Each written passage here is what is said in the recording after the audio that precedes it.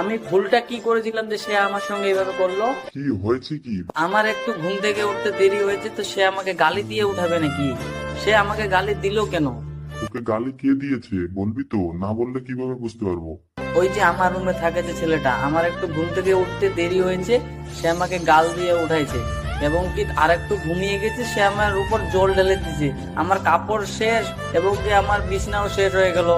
আর সেদিন সে যখন ঘুম থেকে উঠতে লেট হয়েছিল তার, তখন আমি কত ভালোভাবে তাকে ডাকে ডাকে ভাই ভাই বলে ডাক দিয়ে আমি উঠে কাছে নিয়ে গেলাম। আর সে আমার সঙ্গে এইভাবে করলো, জল ঢেলে দিল এবং গালিও দিল। আমি কি মানুষ না? আমার কি মনে ব্যথা হয় না? তুই মনে হয় কোনো কিছু ভুল করেছিস, না হলে এমনি এমনি তোকে তোর উপর জল ঢেলে দিবে। আমি যদি ওর উপর জল ঢেলে দিতাম তো সে হয়তো আমাকে মারতো। আমি তো কিছুই বলিনি ওকে।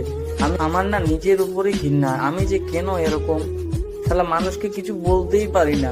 যা